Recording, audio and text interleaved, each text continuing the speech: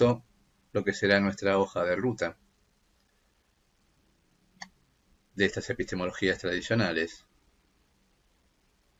Vamos a pasar por las raíces del positivismo lógico, vamos a centrarnos en las perspectivas y los tópicos centrales de esto que llamamos el positivismo lógico como la primera escuela epistemológica de, del siglo XX, instituida como disciplina científica enseñable y aprendible en las universidades. Luego pasaremos a la concepción heredada y finalmente al racionalismo crítico. Viene a cuento con consignar que para esta presentación hemos seguido la tradición de los puntos centrales que el doctor Agustín Aduriz Bravo destaca en sus cursos de epistemología de las ciencias naturales. Un poco vamos a tratar de esas cuestiones. Lo que queremos compartir es ir un poco más atrás en el tiempo para poder darnos cuenta de que hay vida inteligente en términos epistemológicos mucho antes del siglo XX.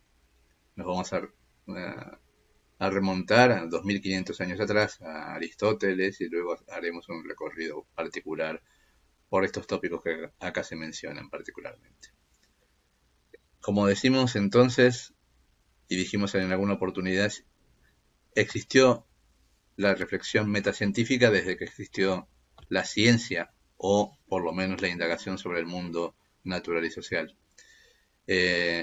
Como decimos, Aristóteles propuso lo que él llamó el organon, digamos, una reflexión filosófica sobre cómo accedemos al conocimiento.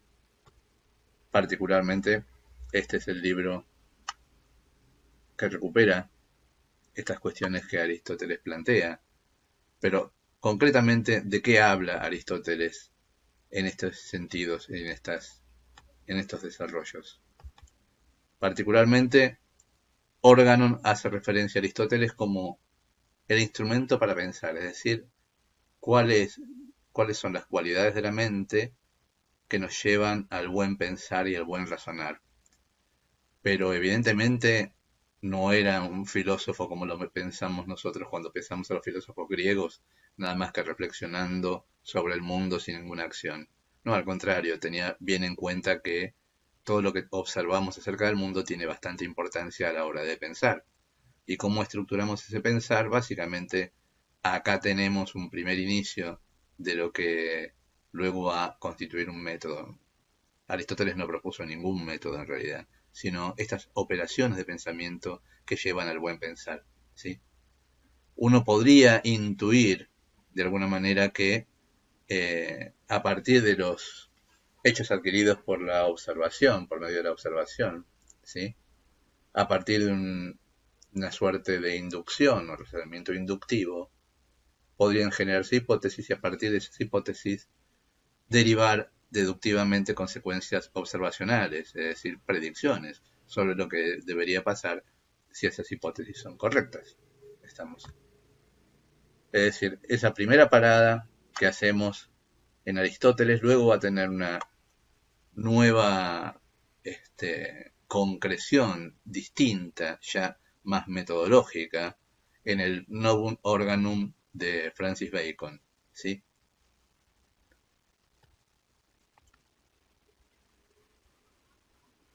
Para lo que fue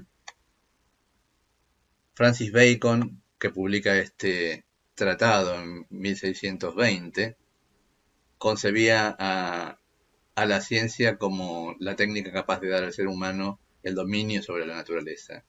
Entonces, particularmente se va a centrar, y es la primera aproximación que tenemos a lo metodológico, verdaderamente,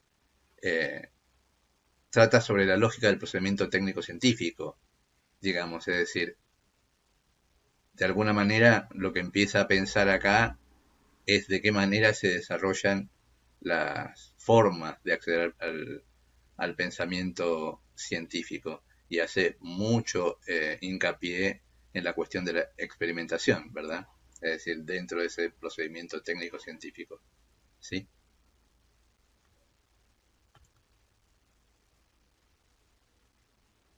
dice que es necesario que la inteligencia humana se apropie de instrumentos eficaces para dominar la naturaleza. Esos instrumentos son los experimentos, que interpretan y dan forma a los datos de la experiencia sensible. Es necesario librarse de los prejuicios que obstaculizan las nuevas ideas, digamos, es decir, ahí tenemos una primera aproximación en 1600 a una suerte de objetivismo, ¿sí?, en la ciencia, o lo que vendría a ser la ciencia. Luego lo que vamos a pasar a ver un poquito es una disputa sempiterna que vamos a tener entre Francia e Inglaterra. El racionalismo versus el empirismo. El racionalismo por el lado de Francia y el empirismo por el lado de Inglaterra, concretamente. Vamos a hacer esta primera parada analizando concretamente a qué llamamos racionalismo y por qué y con quién está encarnado, digamos, ¿no? Como ustedes ven ahí, se encarna la figura de Descartes, o Descartes, para decirlo correctamente. Este filósofo que entre sus obras produjo lo que se llamó el discurso del método, digamos, ¿no? Es el tan mentado autor de la frase cogito ergo sum, ¿sí? O sea, pienso, luego existo. Para René Descartes, la base de obtener conocimiento es la razón, la mente, digamos, es decir, es aquella que opera para que podamos entender el mundo. Esto por eso el foco está puesto en la racionalidad, muy fuertemente en la racionalidad, en lo que produce la mente, en el conocimiento producido por la mente, que lo demás es bastante relativo en todo caso. La única confianza que tenemos, en tanto que pensamos, existimos, ¿sí? Quien me da indicios de la propia existencia es la propia capacidad para poder pensar, ¿sí? Es un poco esto lo que se plantea como uno de los focos esenciales para pensar esta disputa. Entonces ahora nos vamos a parar en lo que significaría la vereda de enfrente, esto es el empirismo, y dentro del empirismo mencionamos fuertemente a David Hume, ¿sí?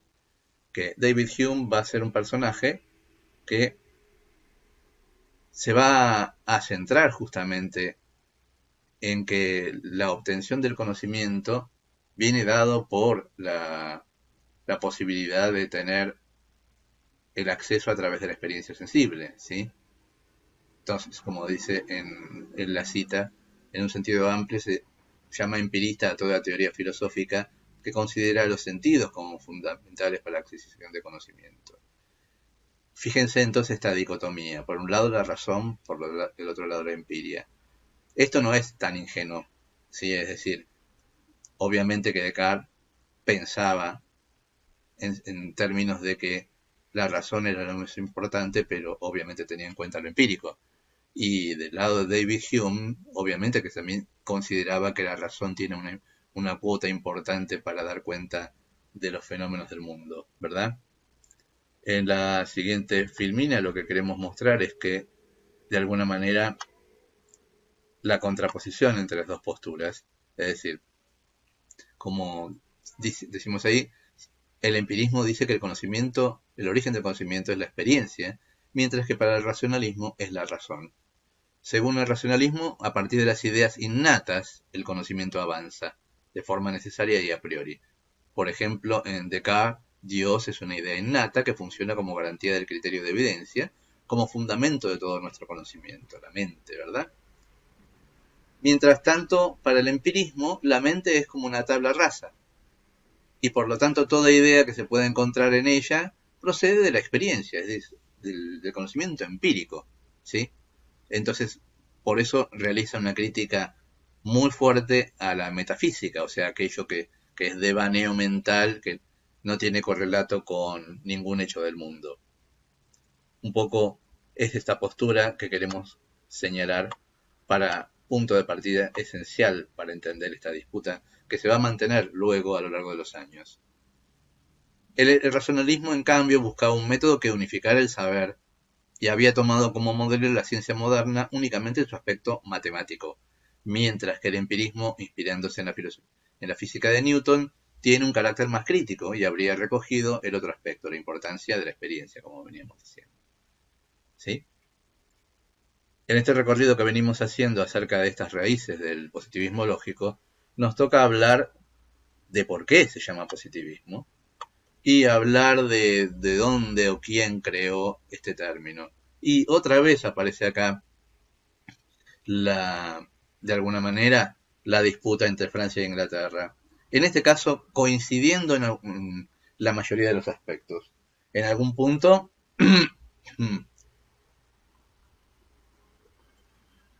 perdón, tenemos a Saint-Simon y a Auguste Comte en Francia y a Wilbur y Mill, y John Stuart Mill, en Inglaterra.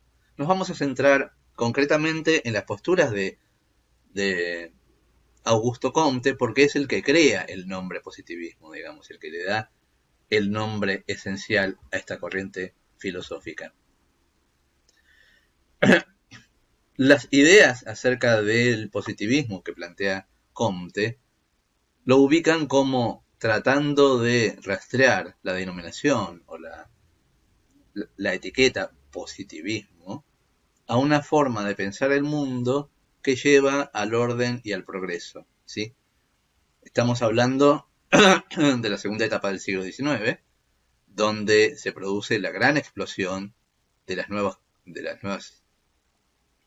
cuestiones, inventos, descubrimientos de parte de la física y de la química, ¿verdad? Hay una explosión de ese tipo de conocimiento y se considera fuertemente que este conocimiento va a dar luz a las naciones, que las naciones tienen que basarse en la ciencia para conseguir ese progreso que tanto anhelan, ¿sí? Pero fíjense en este pequeño fragmento sobre el discurso, sobre el espíritu positivo, Augusto Comte dice que es importantísimo la empiria, pero que la empiria por sí sola no tiene demasiado sentido, sino que tiene que tener una base racional muy fuerte. ¿Sí? En este punto, la palabra positivismo viene de positum, es decir, hechos en latín. O sea que lo empírico es importantísimo. Ahora, también habla de positivo en el hecho de progreso, digamos, como la cuestión dicotómica entre lo negativo y lo positivo. Este orden y progreso que plantea el positivismo hace referencia a una forma de encarar la visión de las naciones en función de este progreso que se quiere alcanzar. La ciencia lleva de la mano a este progreso. Como dijimos, hay varias alegorías a esto, digamos, ¿no? La Estatua de la Libertad con la llama encendida es también un indicio de esta idea de que la ciencia ilumina el porvenir de las naciones.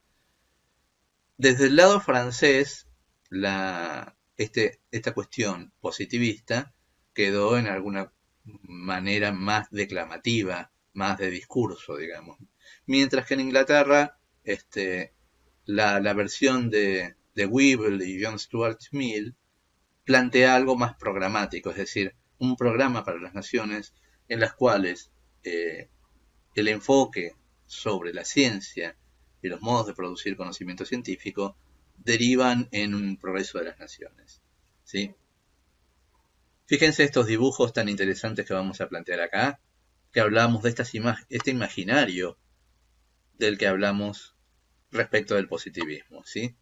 La ciencia personificada en un hombre, obviamente, que ayuda a mejorar la agricultura, que ilumina, fíjense estas imágenes tan significativas, que da poder sobre el mundo y que permite el progreso, digamos. Acá en esta parte de esta última imagen vemos cómo de alguna manera desde el posicionamiento de los científicos se consigue el progreso de la ciudadanía, ¿verdad?